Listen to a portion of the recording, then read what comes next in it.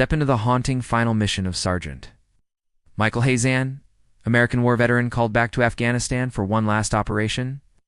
In this gripping cinematic tale, witness the psychological toll of war, the silence that follows, and the inner strength it takes to keep fighting after the battlefield goes quiet. This story is more than combat, it's about purpose, memory, and the burden of surviving.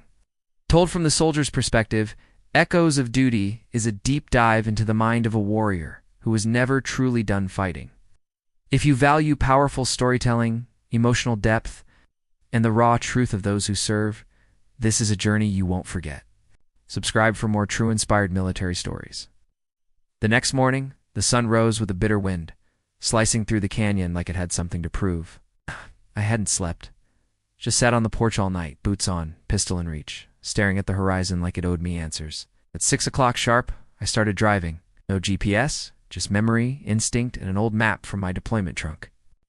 Destination: Colorado Springs. That's where the photo had been postmarked. If someone wanted me to find that photo, that's where the trail would begin. The roads were long and quiet. Wyoming, kind of quiet. The kind of quiet that makes your thoughts louder than the engine.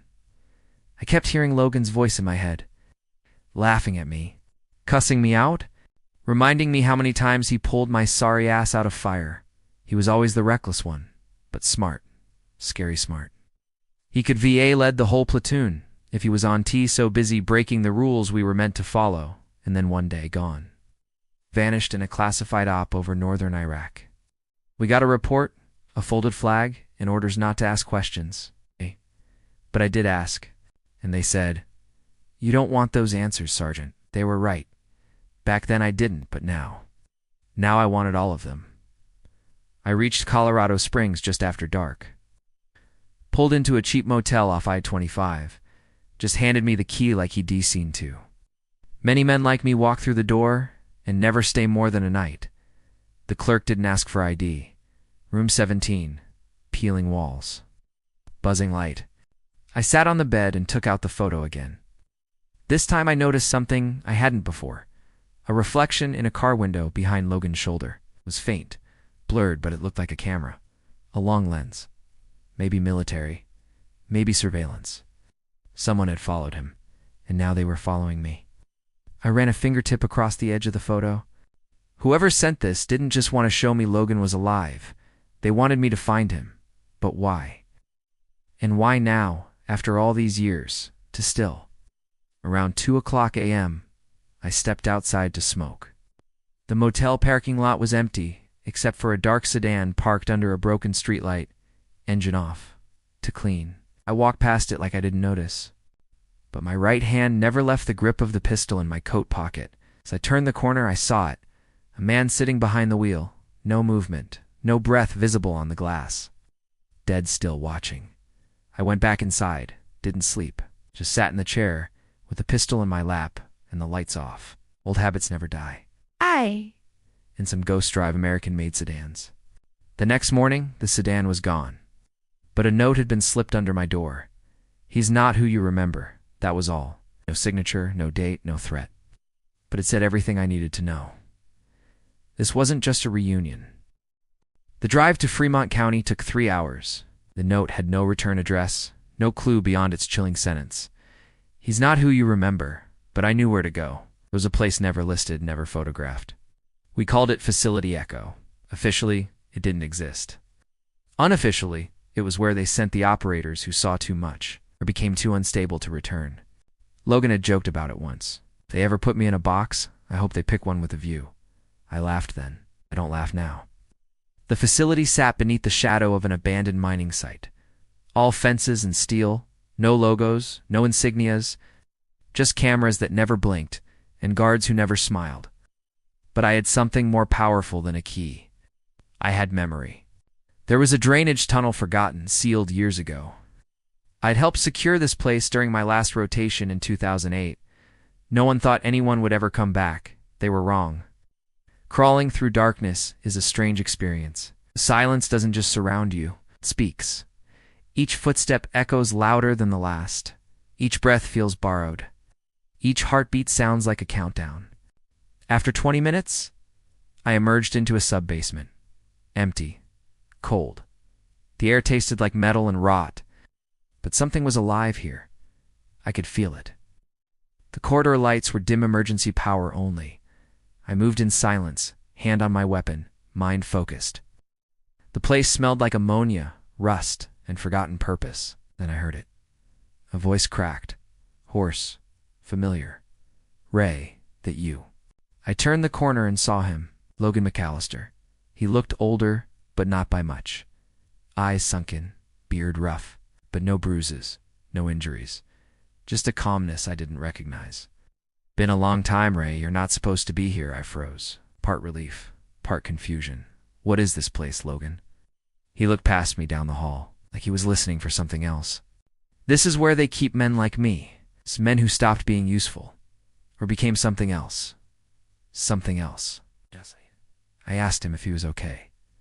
He didn't answer. Felt cold, measured, detached.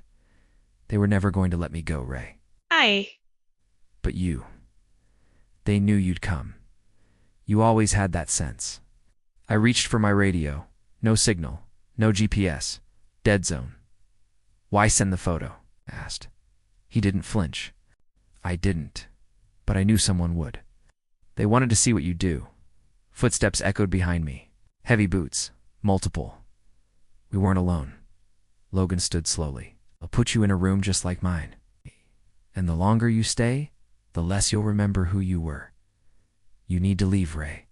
"Come with me," I said. He looked away. "I can't." And then the lights died. Gunmetal clicks in the dark, voices and radios, shadows moving. I moved fast, just like I was trained. But this wasn't war, it was containment. And I was now something to be contained.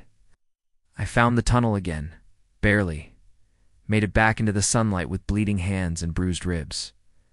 No Logan, no evidence. Just a silence deeper than any I'd ever known.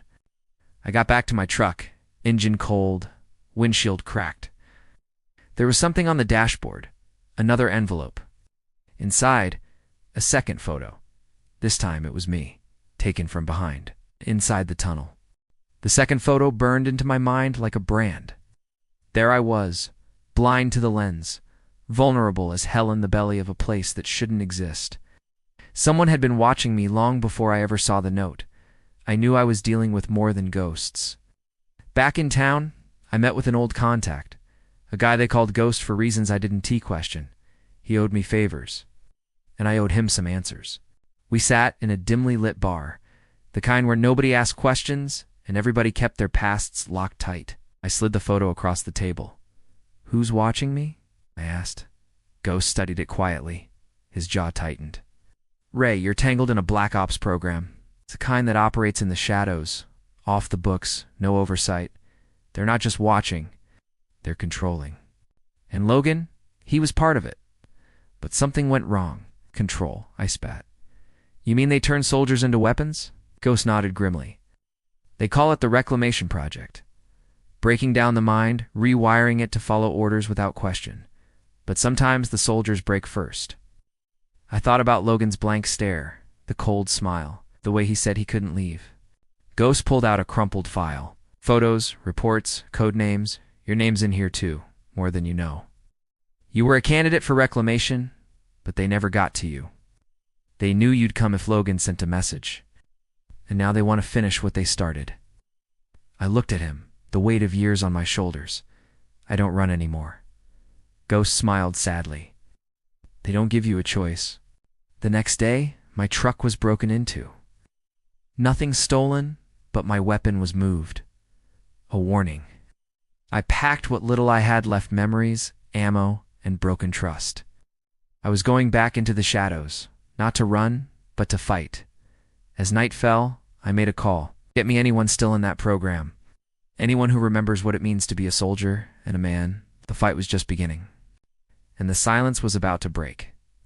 The night was thick with cold and the smell of rain as I sat in the back of a rundown diner waiting.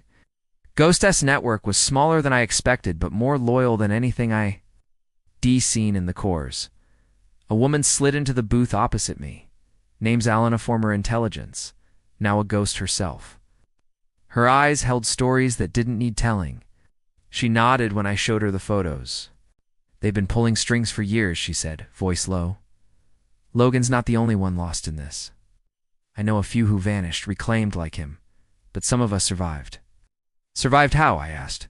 "By remembering who we are, not just what they wanted us to be." It says files on the project.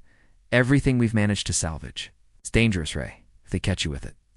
A war inside minds, where loyalty and freedom were commodities to be bought and sold. She passed me a flash drive. "I'm already a target." We spoke for hours, piecing together the fragments of a war that never made the news. "You're not alone in this. But allies come at a price." Alina looked me dead in the eye. I nodded. I'd lost too much already. It was time to take back what they stole. The rain hammered down like the world was trying to wash away my past, but I was in tea about to let it go that easy. Elena's flash drive was burning a hole in my pocket, filled with truths they'd hoped stayed buried. We made our move under the cover of darkness, a rundown warehouse on the outskirts of Colorado Springs, the last known location tied to the reclamation project. Inside, whispers of men who'd been broken, rebuilt, and discarded echoed through cold concrete halls. And there, in a small dim room, I found Logan. He was a shadow of the man in the photo, eyes glazed but flickering with a spark I hadn't seen before. "Elena's right," I told him softly. "You're more than what they made you." Something in him shifted. The fight inside was brutal, memories clashing with programming, loyalty, battling control. But Logan chose. He stood. And we ran. We weren't free yet, but that night was a start. The next days were a blur of escape, messages sent to old contacts, exposing the project piece by piece. It wasn't just about survival anymore, it was about justice. It's about reclaiming the silence.